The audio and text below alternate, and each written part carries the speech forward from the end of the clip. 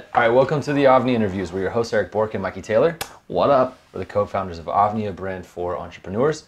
Here on the AVNI Interviews, we interview people doing the work they want and the lifestyle they love to help other people do the same thing. Today, we are going to talk about content strategies, social media content strategies for personal brands and brands themselves.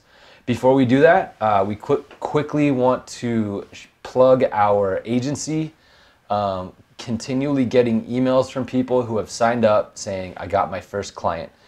If you have a connect with someone that owns a company and you think that running social media would be something you want to do, our agency teaches you how to get clients and how to manage their social media, their Facebook ads, all of their content. You're going to find that at the URL avnidigital.com or our website, AVNI Intelligence. Let's jump right in. All right, today we are going to talk about creating a social media strategy for your business or your personal brand. And we have Mikey here who has done this. It's funny, man. Social media guru, marketing expert. No, just joking. It's funny, I was thinking about it. I used to manage Nija's social media like 7 years ago. Yeah, I remember. And P-Rod's kind of. I did parts of Mikey's. Mikey's known to do stuff himself. Like he negotiates his own deals, does a lot of stuff on his own. So we're gonna talk about our strategy. We're gonna start by outlining AVNI. So here's the thing. We want to just basically to sum up what we're gonna talk about. Some people have literally entire teams doing their content for them. So how do you get started doing that when you don't have an entire team? Now we are at the point where we kind of have a team. Well, we definitely have a team. Mikey has multiple people. So why don't we start out, Mikey? Why don't you explain your team and then we'll dive into the dynamics of our content with AVNI. So you want me to talk about Commune? The team. Commune team? And your personal. I don't have a team for my personal. But Ryan does your personal, right? No. Oh, you're not having him do it anymore? What do you mean? Like your day before tomorrow post. Oh, I have a filmer. Is that what you mean? I have a filmer who I go film videos with? Yeah. Oh, yeah, I have a filmer. Yeah. Okay, so Ryan Nadeau, who created that amazing Commune piece that came out a couple weeks ago of Paul Rodriguez. Watch it if you haven't already, communecapital.com. They just came out with the conversation piece today. All of that is filmed by Ryan Nadeau. Yeah, so for my personal brand, I do what I use Ryan for is my IGTV. Okay. So I probably have an IGTV that comes out once a month that I film with them. So like it's not, most of my efforts with Ryan go towards Commune. They don't go for my personal brand. If I was like really trying to step on my personal brand, the way I think you're maybe where this conversation is headed, yeah. I'd have a filmer around me filming everything for my social media. Yep. I just don't have that. Mainly because it's hard to do. This is the challenge, and I know you kind of talked about it. And it's not just in the beginning, but it's right. hard sometimes to have this whole team around you building a social media brand when that is not everything you're doing. Like yeah. when you're running a business or a brand or anything outside of that world, that is very time consuming. So it's challenging at times to blend the two together, and even I'm still working on that. It's hard yep. to do. Where a lot of these guys that you see these like crazy personal brands from, that's all they do is social media. Yep. Their whole entire effort goes into just building a brand. So they have people managing their accounts, engaging with people. They have a filmer around them 24/7. Now there's a way to hack it so that like you don't have a filmer with you all day long. You can like schedule a day with a filmer and plan out all these things that you're gonna go film, meet with the filmer, film, let's call it 40 or 50 minute long pieces. And then you have something to post for the next month and a half, 2 months. Yeah. People will do that. I guess on my end, I haven't become that efficient with it just because I'm like, there's so much else going on, you know? But I think that is a good strategy if you're looking at like going like full bore, like produced content that you're posting. Yeah. But then again, it's like there's like DIY like does it as well. Like people do really well just filming stuff with their phone, and a lot of times you'll actually get better engagement than with like a produced edit or filmer. Yeah, and we'll talk about that one in a second here when we talk about the AVNI strategy. But real quick, let's make an announcement. And this is why we did this this episode today. Our announcement is we're moving the podcast to audio only. And one of the biggest, we've seen so many people do it so many different ways. And one of the biggest challenges is if you do an in-person podcast, first of all, it's a lot to produce it. We have that down. Our producer, Tommy, does a great job. The challenge is getting guests to come to your location. Now, when you're Joe Rogan and people know that that's going to change their life, and I mean, some people have literally become famous, like Jordan Peterson. I can't say it's all because of Joe Rogan, but he definitely saw a psychotic boost in his attention once he went on the show. So for us, we've decided that within our network, and especially Mikey's network that he's reaching out, there's so many people that are in New York or even up north in San Francisco that we could bring so much better quality insights from so many different people if we set it up via call. So I think we'll still film like an occasional one. Like if we have a major guest and they're in LA, we will probably still film it and put it out, but it's like we put these things up on YouTube and there's like 400 views. We put them on audio and they're through the roof. We get thousands and thousands of views. So for us, as a part of our content strategy, we've kind of had almost too much of it based around the podcast. So now let's run through kind of the direction and what we're doing for AVNI. So really quickly, we're going to put out 3 segments. One is going to be called Doing It.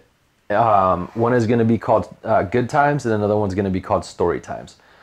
So you want to have 3 types of content. You want to have the first type of content you want to have, and let me actually back up.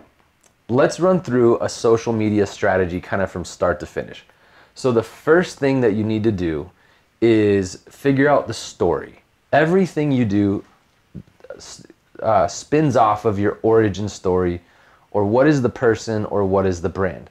This is going to be in your Insta profile, in your LinkedIn profile.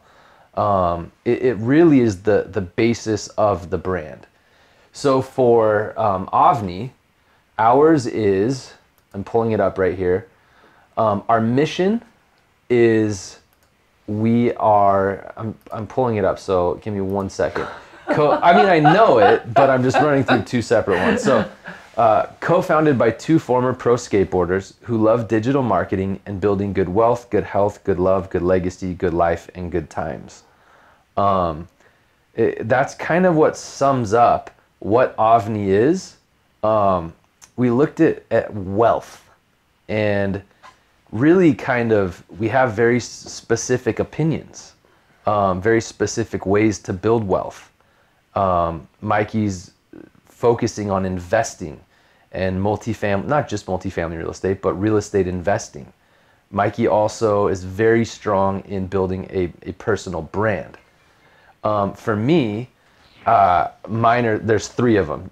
Starting a digital agency, building digital products or information products, and e-commerce. Those are my ways I want to make my money, my living, because I love making money. I love having an app on my phone, getting a notification, a ding, and it's saying you just made $500. That's how I want to make my money. So the second part of that story, or I guess the first part of that story, is 2 former pro skateboarders. There's the saying, riches are in the niches. Because when you have an audience, when you have a loyal audience that you connect with, and there's a lot of examples. There's another girl who I'm a member of her. Maybe flip it on vibrate, dog. It's not. It's my second phone. Mikey's got 2 phones. He's got a bat phone. So should I just lost? Oh, riches are in the niches. So skateboarding, it's where we come from. There's an example of a girl, and I'm actually a part of her community. I don't know if I necessarily feel like I am, because she has just found her niche in empowering essentially like stay-at-home moms. So I never comment in the group, but I love it. And there's this group of women that are just firing with their social media marketing agencies. There's 1,000 women, and then they're just Bork. and they're just killing it. Yeah, you know what a good thing would touch about is when you start talking about like building out your personal brand, what your story is. A big thing that people forget is who you're speaking to. Totally. And building out like an actual avatar. Yep. I think people forget. Explain that. So you have to know who you're speaking to. So a lot of times what you do, and it's kind of like, if not the first step, like right around the top 3, is you build out an avatar, which would be like a very detailed person that you're speaking to. Totally. So you would go through, let's say, is it male or female, what age, what pain points, what interests, what things they like, and you almost try to get as niche as possible, and then all of your content is built around that person. Totally. So that, like, you know, the challenge is like people think you just throw out a wide net. Like, I'm just going to speak this like really broad message and like it'll just relate to everyone. Yep. But that's a very bad strategy. What you're really trying to do is like when your message comes off, yeah, not everyone's going to hear it, but Yep. you know the person that you built this for in that avatar, when they hear it, they're going to go, oh my gosh, they're speaking to me. Totally. They know me. These are my guys, or these are my girls. Yep. Right? So like you really need to build that out. So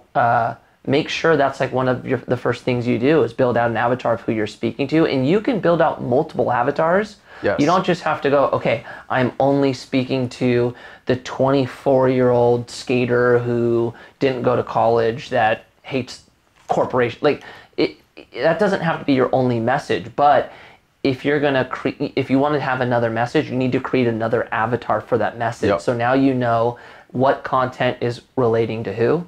Totally. And then it makes it a little easier. Then when you go out to build your content, you know who you're building it for. Yeah, and I'm going to give an example of that. Back in the Stone Ages, before social media, I worked for a company that was in action sports, quote unquote action Who's this? sports. OGO. Okay. And it's a backpack company, and they had motocross, they had snowboarding, they had skateboarding. This guy came in the building, and he was like, I'm starting a magazine, and it's going to be about action sports. Huge mistake. Why is it a huge mistake? Because really what he was saying or doing was starting a magazine for motocross riders who are interested in knowing about snowboarding and surfing and skateboarding also. But by doing that, he eliminated the skateboarders the skateboarders are so niche, they're not going to be into surfing. They're not going to be into snowboarding. And there's some people that cross, and especially not motocross, two totally different things, very different industries. So that was too broad. And what we found is it's the same thing with entrepreneurship. Entrepreneurship is not a niche. It's just not niche enough. Because there's fitness entrepreneurs, there's digital marketer entrepreneurs, there's health entrepreneurs, there's all different types of entrepreneurs that are really legit and good entrepreneurs, but it's not a niche. So keep that in mind when you're creating your story. Now, it doesn't mean, for example, me and Mikey are two former pro skateboarders. He was a pro skateboarder for 15 more years than me. But that's our niche. That's where we come from. It doesn't mean that we're only going to sell to skateboarders ever, or that the brand is only for skateboarders. When you're doing your thing and you're good at it and you have your audience and you connect with them, outside audiences respect that. So it kind of gives you like an extra boost when you're killing it in your own niche. So our niche is starting off there's kind of a story of when we were kids. Now we'll get past the story in just a sec, but just to kind of like pound it in, when we were kids, it was like everybody started skating. Some people like weren't that good at it, and then they picked up a camera and either shot photos or made videos. Well, now what's happening is that a lot of people have these creative skills from skating, but you don't get paid to be a skate photographer anymore. Now, obviously, let me not be black and white. There's very few people making a full living from just shooting skateboarding anymore. There's some that are doing it for sure, but it's not like it was when we were kids. When we were kids, there was 3 major magazines: Thrasher, Transworld, Skateboard Mag, and there was even more than that. And they needed to fill those things up, so they had to pay photographers. Every company needed content, so it was a lot different. Now that you have social media, kind of the avenue that a lot of people are taking is they have these skills, whether they're a creative or not. You don't have to be a creative. And they're realizing, hey, if I do marketing for people, then I can make a living doing that, which is our agency. Or TechWorks Agency Academy, teaching people that have skills. Like a lot of people that have joined, they already have the skill of making videos. So pick your niche. Make sure your niche is niche, not too broad, like the example of action sports or entrepreneurship. I will say this though, there's a such thing as too niche. Oh yeah, for sure. Right? Can you think of an example? You're 100% right. I can't think of an example. Oh gosh. I mean, last time we brought up rollerblading, we got eaten up for it. So. Oh no, I got one. Like skateboarding, and it's not to knock anybody who's doing like a bearing company, but like a bearing company just for skateboards, there's a ceiling. Even skateboard companies. It goes way more niche than that. Oh really? Oh yeah. Can you think of an example? I mean, dude, let's say like. While you're thinking, I was just thinking, because when you create something just for skateboards as an accessory, it really doesn't go outside of skateboarding, and it's a very small part of skateboarding. At the same time though, and I know it's different now, but Diamond clothing, it started off as bolts, Diamond hardware, and they've created a huge clothing brand from it. So I think what you just need to look at is like when you're building out your avatar or who you're selling your product to, that there's enough of those people out there to build a business around it. Totally. Yep. You know? So find your avatar, define ours, one of ours. There's a couple, because me and Mikey work in almost 2 different worlds. He's dealing with a lot of like professional athletes and investors. But at this point for AVNI, our core audience knows and relates to skateboarding. And most of our listeners know Mikey. A lot of them, Mikey's in the DMs with a lot of the time. So there's roots in skateboarding, and then they're either still currently skateboarding or transitioning or have started a business. And what we have right now kind of covers that spectrum. But that's our brand story. Okay, now let's get into creating the content that tells that story. So for us, these 3 series that we're rolling out, so we're doing audio only for podcast. You need to look at each social media platform and cater specifically to that platform. Before I go in, I'm going to explain the 3 types of content you need to have. The first type of content needs to create some type of value. Now, this is not always true if you have an entertainment-based brand. Just real quick, I'm just punch in. Kind of the rule of thumb is you're either one of 2 things. You're entertaining or you're adding value. Yes, exactly. Right? So just remember, find out where you fall. Yep. But if you're like an entertainer, you don't need to add value. You can just be that. Yeah. But a lot of times the adding value, there's usually a component of both. Totally. So for us, we are adding value. So we've finally decided we need an element of entertainment. So doing it for us, we're creating a series called Doing It. We're filming one today. Is just us doing what we do. So I don't even know if a lot of people know my skill set. I can build websites, I can build funnels, I can kind of create video. I can create videos, just not like on the level that Ryan does. I built out our entire store. I do the digital marketing, ClickFunnels. I know how to create membership sites and build digital products for people. And it's funny because I'm just noticing, me and Mikey were talking about this yesterday, a lot of people are starting to catch on kind of in the mainstream on the beauty of digital products. It's been like more obscure, but now people are looking and seeing like I can actually make a living selling information if they have valuable information. So for us, we have a series called Doing It. Then we needed an element, oh yeah, and real quick, the model of Doing It is action in action for Instagram, YouTube, IGTV, and LinkedIn.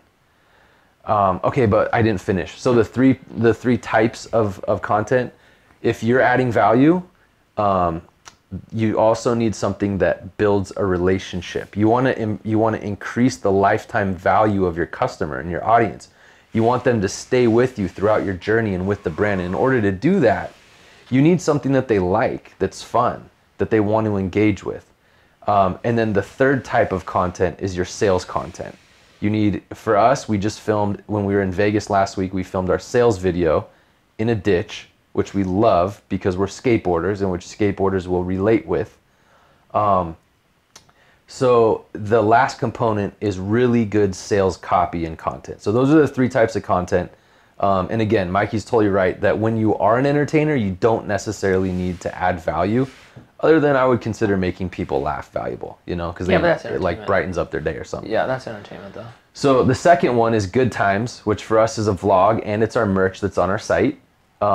Good Times, they're going to be vlogs. We're going to try to do a trip once a month. If we don't, we just did a trip to Vegas. We had so much fun, a lot of fun. We want to do different trips like up north, but different business trips of us doing our thing. And the Good Times theme, like the last one, we were skating in a ditch in Vegas, that will probably be out at the same time as this on our YouTube channel. And that is specifically designed so that we can engage with people and people see the brand, and there's a form of entertainment and goodwill. That's the word that Frank Kern uses, goodwill. And then lastly, our third segment is story times. So story times, what we're gonna do is we're interacting with all of these people. Mikey's hanging out with like Steve Weatherford and like Paul. I mean, him and Paul are like, we're all friends, but Mikey and Paul hang out a lot. So we're gonna do these 5-minute segments of impactful stories that have happened that will add value to other people. And then lastly, we have our sales videos, which if you want to watch our sales video in the ditch, it's just at avnidigital.com. Okay, so that outlines our brand and the three types of content that we're gonna create. Doing it, Good Times, and Story Times. We're gonna take that content, we're gonna chop it up, and we're gonna distribute it to Facebook, to Instagram, to YouTube, to IGTV, and to LinkedIn. So that's kind of the overall strategy, and I'm looking at our strategy guide right now just to see if there's anything that I left out. I'm even gonna take this a step further. Well, dude, I think it's great to like show people that like there is we have a full outline. Yeah. Like even with Commune, it's like we created an outline of the lanes that we're creating content in, yep. Whether it's education, adding entertainment, whatever it is. And then once you know what you're out to create, then you just fill the slots of when it comes out, right? So like, it's almost like with content, like you want to build out a whole calendar on it, So you want to build out a calendar, and you want to figure out, like for us, we're going to start off by creating 2 of those segments a month each. So that's a total of 6 videos that are between probably 3 and 8 minutes. We're going to chop that up. It's going to go on our YouTube, on our IGTV. It's engaging content, it's entertaining content, it also adds value. And then we chop that up for Instagram posts. Also photography, I forgot to mention photography. So that is kind of our overall strategy for content with AVNI. There's a lot more to it, and I'm gonna throw out some of the specifics right now. So you also need to look at, once you have your content, you need to know how much a week you're going to spend on Facebook ads, on YouTube ads, and on Google pay-per-click ads. And next, audio. So this is what I want to talk about for a second, because we've had a lot of people ask us about creating a podcast. Okay. So let's talk about the strategy on if you should create an in-person podcast or if you should create a show podcast. So this is what I would say. I've seen both. Again, Joe Rogan, he films them all. I don't know if he always has. Tom Billy films them all too. And another one is Drama films them all. I think Ed Milet films them all. There's people that film them all. Grant films them all. Who am I? Bezos films them all. But Bezos has a full studio. Yeah. And it's not that difficult for him. Yeah, I'll tell you what. To do a studio and have in person, it's more, to me, it's less about expense and more about the difficulty of getting guests on in person. In person every week. Where like if you can just lock people on for an hour slot and they could do it at their home or their office, dude, it just makes it, you're able to get so many more guests on in such a more efficient way. Exactly. And two, you know, you just gotta look, like podcasts typically take an hour to 2, in Joe Rogan's case, 3 hours to listen to. Yeah. And so I think a lot of people, which I'm included on, I listen to podcasts when I'm in the car. Yep.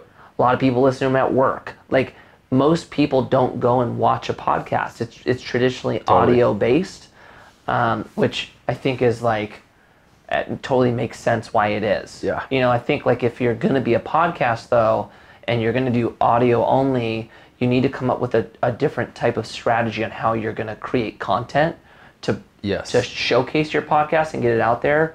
And why, you know, we've had to add a couple new, what would you call it? Content pieces to supplement the loss of an audio podcast. Yeah. Even though the audio's or a visual podcast, even though the audio podcast component is still there, we still need something to post on our Instagram that helps drive awareness to what we're doing. So you just have to like keep that in mind, that if you go audio only, there has to be some type of visual component beyond your podcast. So here's what I'm going to say to people that are looking at starting a podcast. You need to have a niche. You need to have listeners, whether it's your local area, whether it's skateboarding. And the other part is there's also a couple of different formats. There is the talk show format, and these are the formats, or these are the shows like 9 Club and like Joe Rogan, where they're in person, and it's more like a talk show. They're just having a conversation, as opposed to when you're interviewing someone to get value out of them. Those are not usually going to be your 3-hour podcast. Those are usually going to be 45 minutes to an hour and a half. And then people kind of max out on learning. They don't necessarily want to sit there and learn for 3 hours. Some people do. But when it comes to being entertained and having a talk show format, you can go a lot longer. I've had multiple people, probably like 15 people since we've started ours, ask me, want to start theirs. How do they do it? This is what I would say. And I'm going to give one more example real quick. My favorite podcast is Mixergy, and it's Andrew Warner, and I've bought from him. I've probably bought 3 courses. He charges like between $1,000 and $2,000 for his courses. He's a tech guy, and I've also gone to one of his conferences. But for him, he's trying to interview tech entrepreneurs. So if he limited it to them coming in person in San Francisco, he's going to be even though he has access to a lot of founders in San Francisco, and he only interviews founders. He doesn't interview anybody other than founders. Oh, is that right? Yeah. That's cool. It's only founders. So at the beginning of every one of his podcasts is basically, this is the founder of this is how much they do in revenue, this is who they are, this is what they built. So for him, it totally makes sense to do it audio only. And he's even said he used to teach a course called Interview Your Heroes on how to do a podcast. And he even said he's had multiple people sign up, get all the gear, go out, do exactly what we were doing, and then just be like, we can't do it anymore. For us, it's not so much that we could do it. It's just we feel like we can get so much bigger guests on the phone that live far away than if we just keep doing them in person every single week. So, yeah. And I will say this for people who want to go start a podcast, it's like anything that you start, it's a grind. It's a total grind. It's a grind. You're sitting in this going, dude, is this really worth it? This is insane. You just need to power through it. It's the same thing when you start your own brand or business. The beginning is brutal. Yep. It's always tough. So just to tell you guys, if you're going to do it, like just commit and like just keep looking forward on where you want to go and just keep driving. Dude, one of my favorite posts ever on social media is Kevion. Oh, what'd he say? When there was a photographer there. I don't know which one. It was obviously someone we know, but they shot a photo of Drama, and he's pointing at the phone to Kevion, and he's like, "Look, you can't miss a week on your podcast." And Kevion is like, "This is Drama chewing me out because I missed like 2 months on my podcast." Yeah, that was a big thing Drama told us, though. Yeah. Can't miss a week. Drama coached us a little bit in the beginning when we were starting up. Yeah. I will say this, though. The actual getting started, I'm going to tell you right now how to do it. It is very easy to get. It's not the getting started. It's more the consistency of every single week doing the same thing over and over so you don't lose your audience and so they stay tuned. Yeah. So if you want to get started, Zoom H6, either handheld mics or lavs. We have 2 different types of lavs. These ones, I borrowed Mikey's wife's today because our gear is in downtown LA. These are Movo. They're like, I think 150 each. So you're looking at the H6, I think is $600. These are about 150. And then use the app Anchor. It distributes it to, it was recently acquired by, I believe, Spotify. I hope I'm right. If not. If not, sorry. So, but Anchor is the easiest way to get your podcast out there, audio, because it distributes for you to all of the platforms. Anchor is, they have analytics on your mobile phone. You can even record the podcast by making a call through the Anchor app. It's really amazing. Oh, that's cool. Yeah, it's really amazing. So Anchor, Zoom H6, and either the Sennheiser lavs, you can get actual mics. Let's say the Shure SM7B, Shure, I believe it's SM7B is the mic that a lot of people use. And if you have questions, email us, we'll tell you. So that's all you need to do to get going. That's not hard. The hard part is Mikey's working today and comes over to do the podcast. We have to do this once a week minimum. So keep that in mind in starting a podcast. But people do listen to podcasts as they drive. That's definitely a good way to reach people who are working or driving. Okay, so content strategy. We've run through our segments. I want to talk about omni-channel real quick. Okay. Omni-channel, this is something that I learned from Neil Patel. So, and he does a podcast called Marketing School, highly recommend it. They do like an 8-minute piece every day on different topics of marketing. And they're big on what they call omni-channel content. And omnipresence, right? No, they call it omni-channel. Oh, they do? Yeah. But well, the same thing, yeah. Yeah. Be omnipresence, be everywhere. Yeah. So their whole thing is that people need to interact with you 7 times before they buy, typically. In sales, we always said it was 6. So what you need to make sure you're doing is hitting people with content in every single channel. You need to be hitting them with email blasts. You need to be hitting them on YouTube, LinkedIn, IGTV, Instagram, Facebook, and audio. The more that they engage with your content through different channels, the more that they're going to be loyal customers. You're going to build a relationship with them, and the more that they're going to be a part of your brand or whatever you're doing, your personal brand or your company. So keep in mind omnipresent, or I said it like you, omni-channel content. You want your, and I hope I didn't leave out LinkedIn. LinkedIn is becoming actually a big player right now. Mm-hmm. So we're going to start pushing that. They just opened up to where you can do LinkedIn Live. Oh, did they? Yeah, like 2 weeks ago. That's huge. Yeah, which we'll be doing. So you need to push your content out to all channels. Also, Facebook Live. Webinars and Facebook Live, very good way to have a conversation with people if they're thinking about purchasing from you. Smaller purchases you can get away with. Bigger purchases like our academy, we usually end up talking to people before they sign up or building a relationship over time before they're like, yes, I'm going to pull the trigger and sign up. Okay, so that's our strategy with AVNI. Let's give a rundown, Mikey, of your personal content strategy and what you do. All right, to tell you the truth, man, my personal one is like the least buttoned up out of everything I do. Well, there's a reason for that. It's because Mikey's currently producing content for 2 brands. Yeah, so like I could tell you what if it was all firing in a perfect world, what it'd be. Mm-hmm. The challenge that I'm faced with, and anyone who either is in the middle of starting something or going to, it's just typically the similar struggle, is in the beginning stages, there's so much to do and you don't have a ton of people. Yeah. You can't go hire somebody to go do everything you need done. Yep. Yeah, that definitely comes down the road. So a lot of times you're doing things that you maybe don't necessarily want to, but you're wearing multiple hats. So I'm definitely falling into that in a sense of like, I'm having to build commune and then still have a personal brand, and I'm still adjusting to so much time and energy being towards me working, that like building out content for myself, I guess suffers in a sense. Yep. But the two areas you're strong though, for sure always, are Instagram. You're always posting.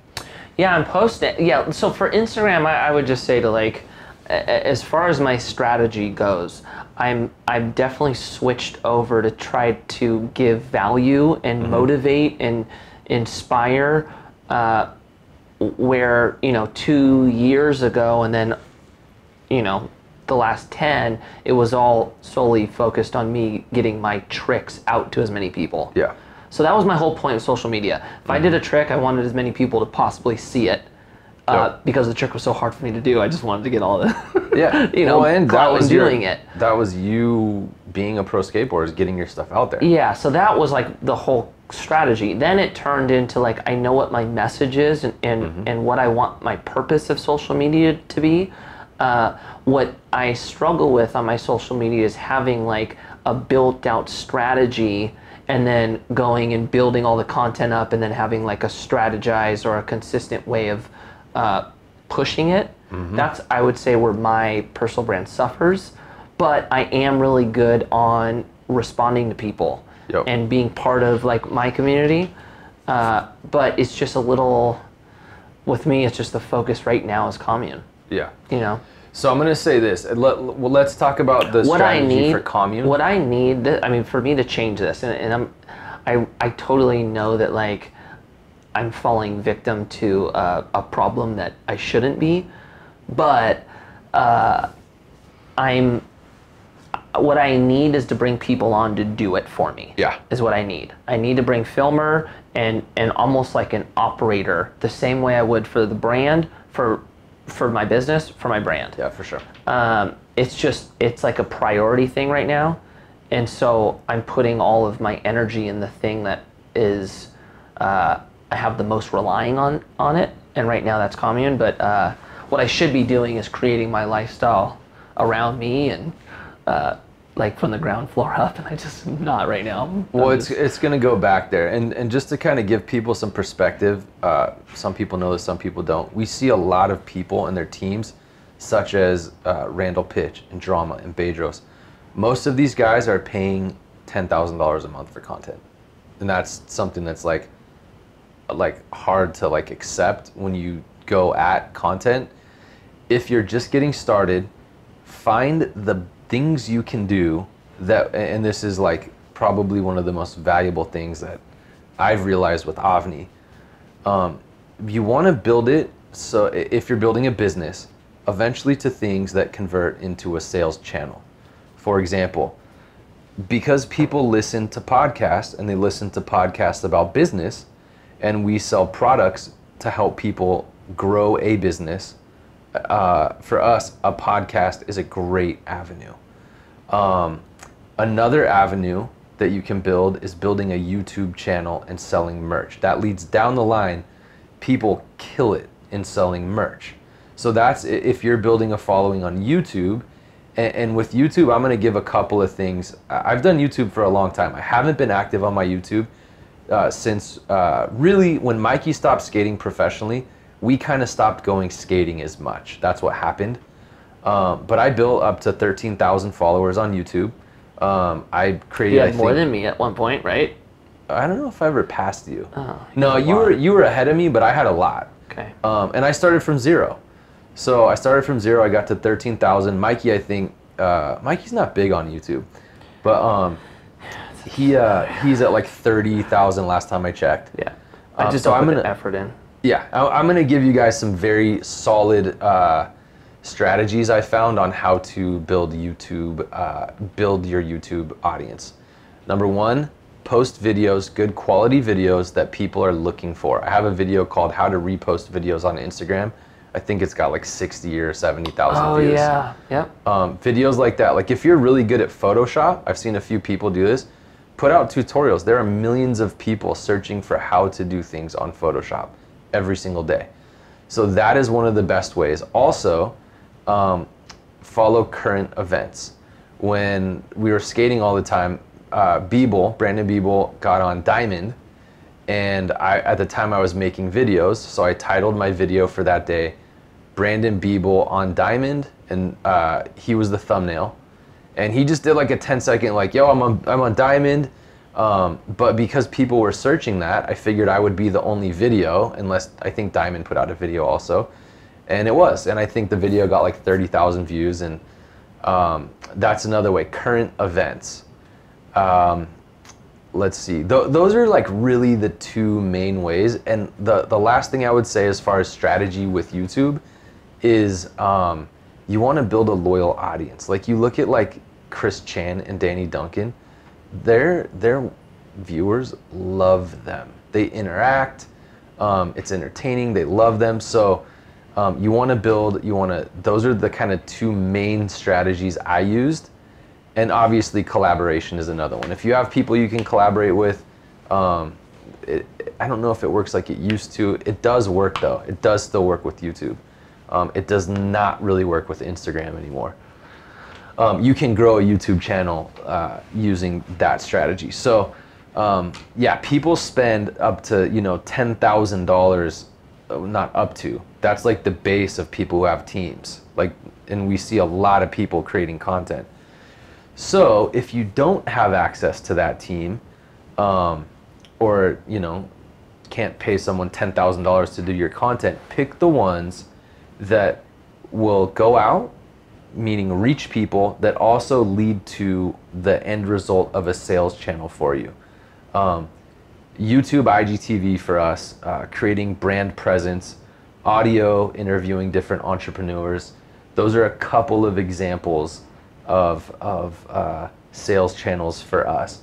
Facebook Live is another one we're going to start doing. Okay, so now let's talk about commune real quick. So Mikey just came out with a piece today. It's a conversation piece.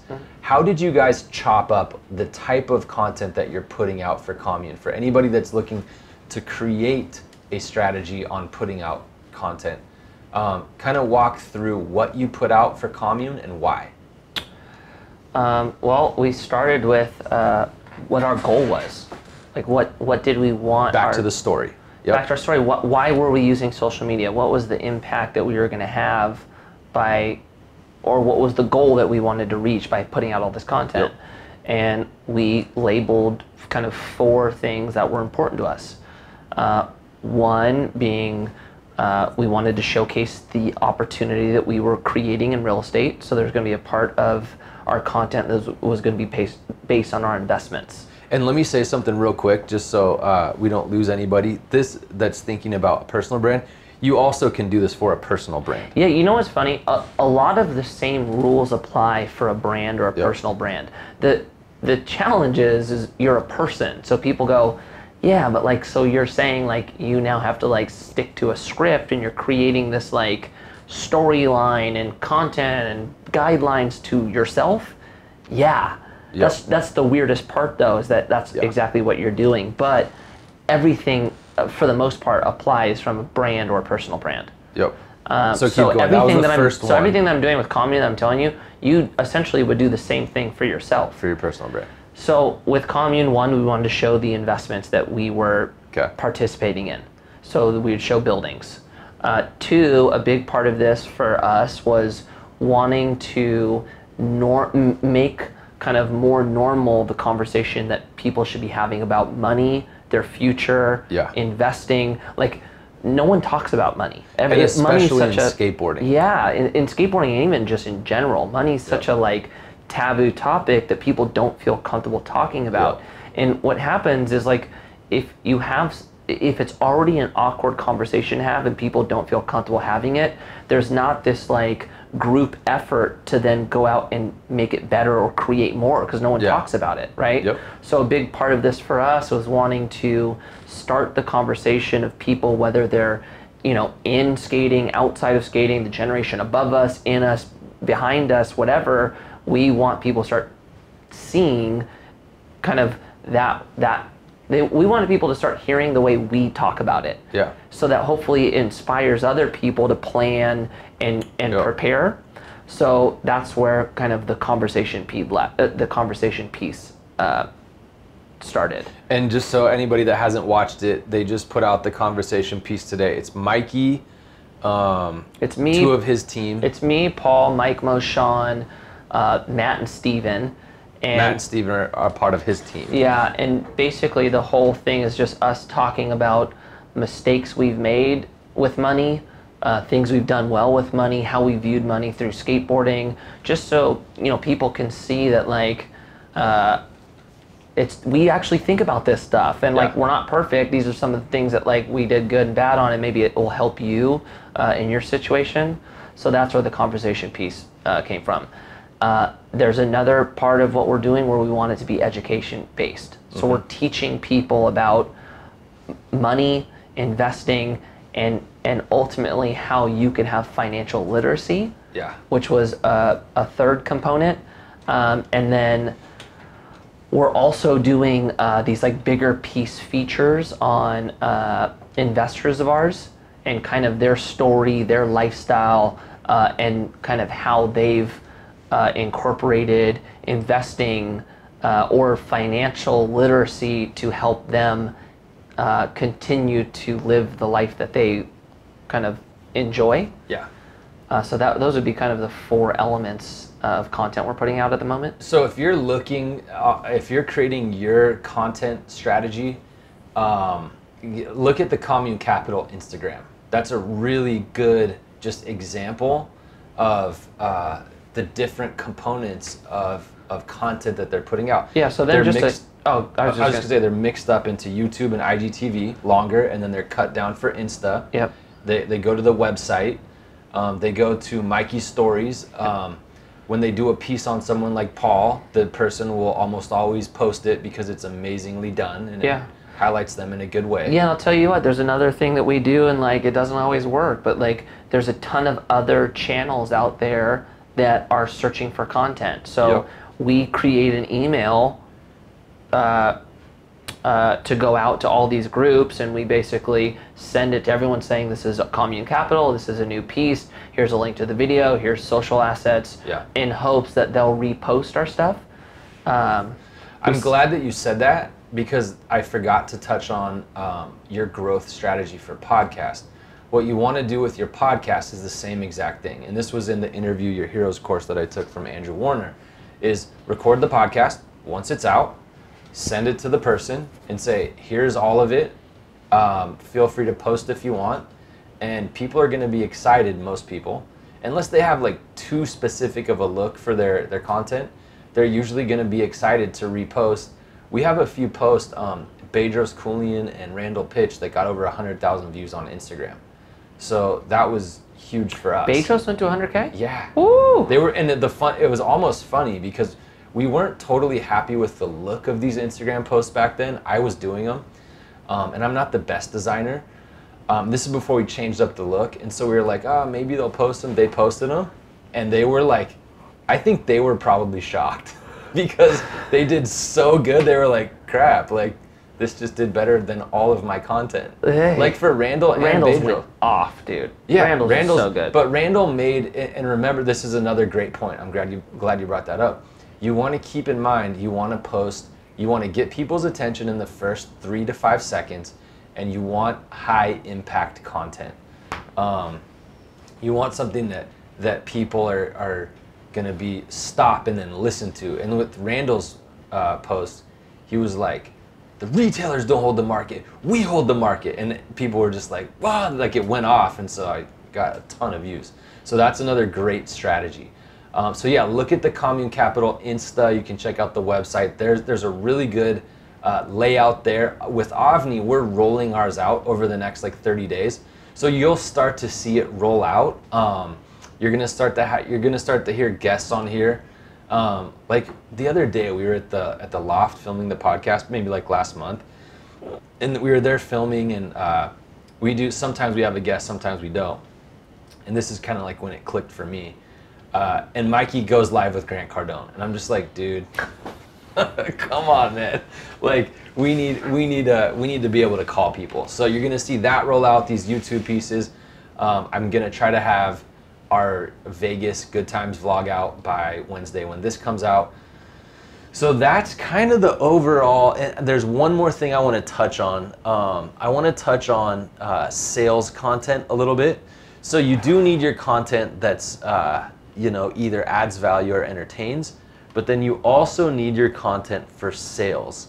Now for sales, and this is almost a whole other podcast because there's a lot of knowledge here.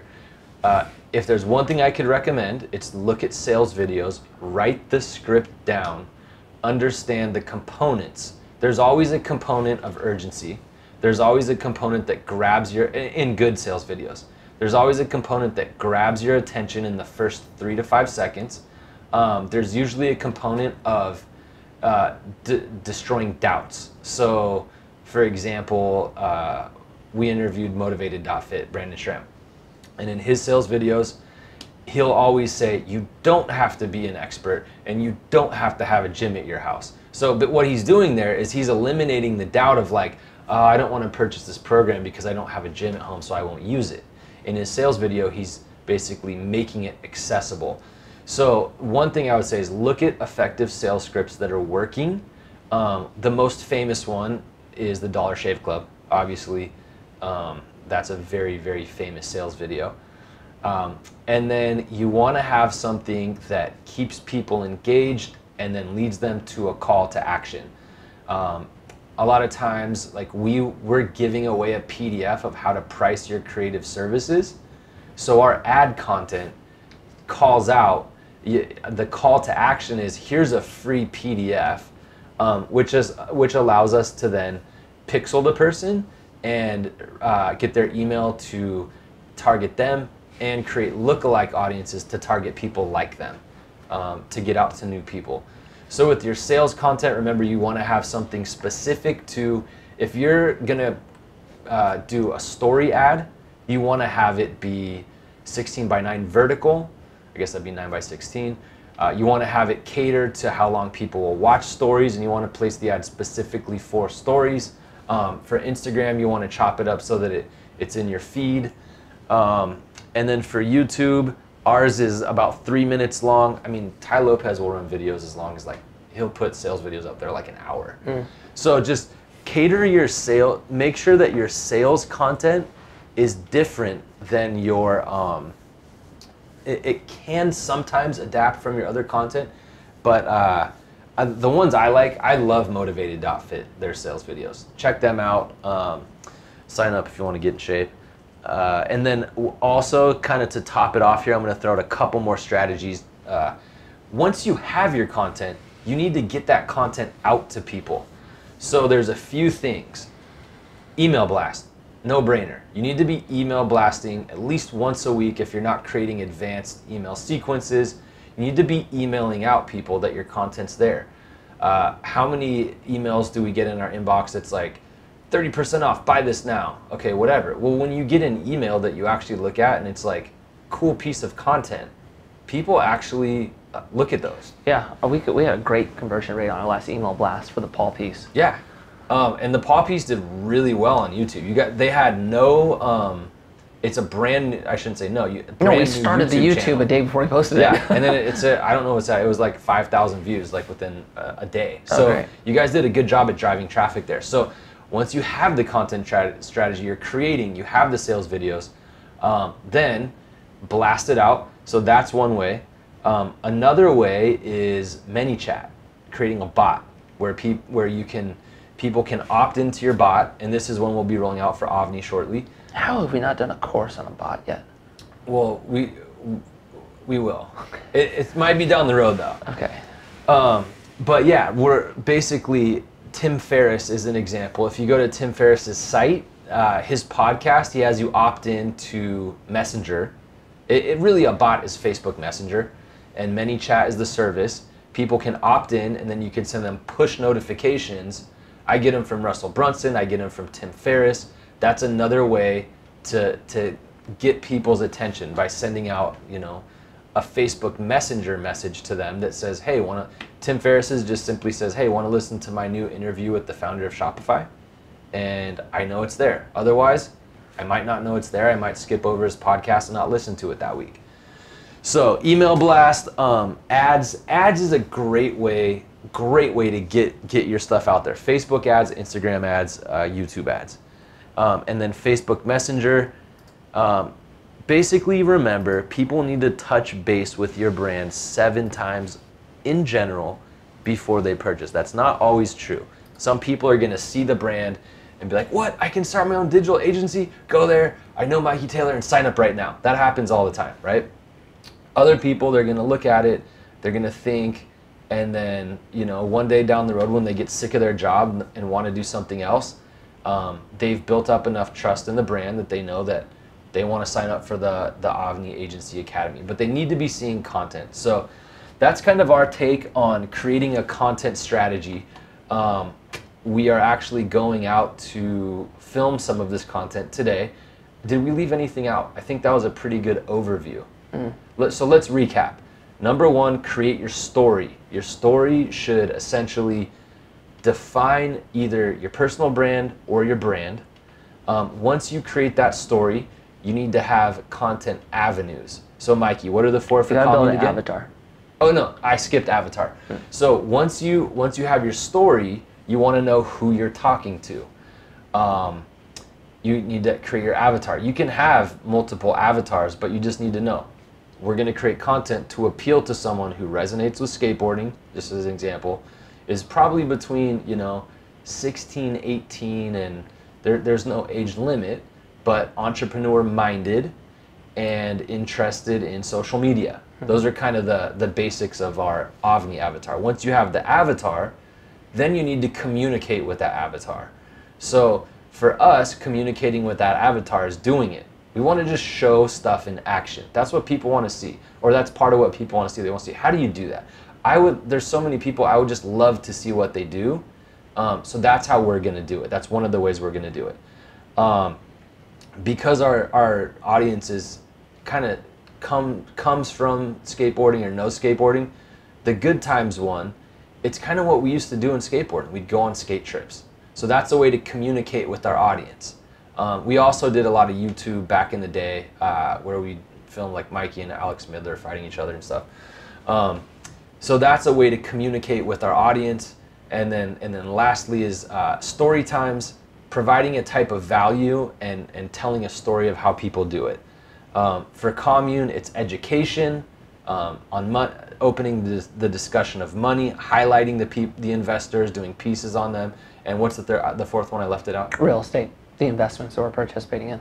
Okay, and pictures of the properties. Perfect. Okay, so then once you have those, you need to get it out there, and the way you get it out there is, well, before I say that, create content that goes to a sales channel. So make sure that you don't start something that you're eventually just going to stop doing. Oh, there's one more point I was going to make. This is the last thing I thought of. So we have these 4 series. For AVNI, we have 3 series.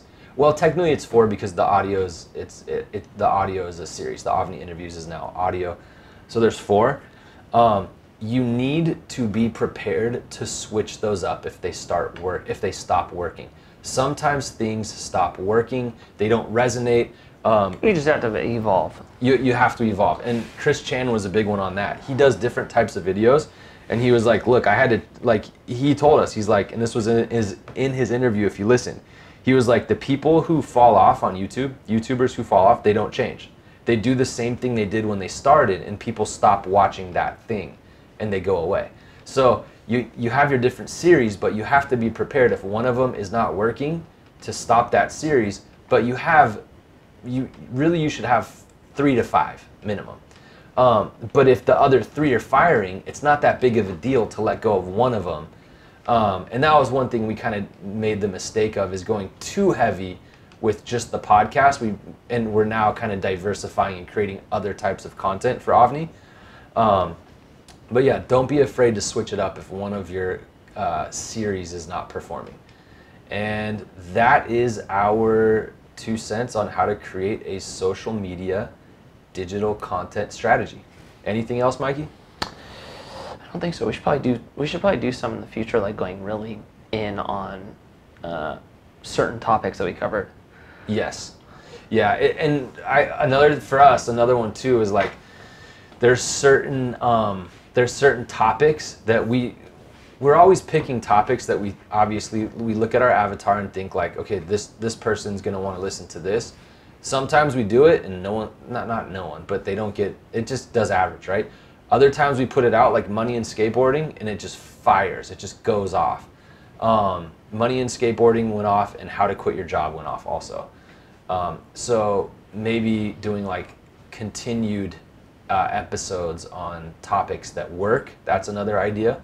So yeah, we should do more in the future. But anyways, as always, you guys, any questions, hit us up on the DMs. Look out for our content that will be coming out, and be prepared for some awesome guests. We got a few really good ones lined up to listen to as you drive, as you work. And thanks for joining us on the AVNI Interviews, and we'll wrap it there.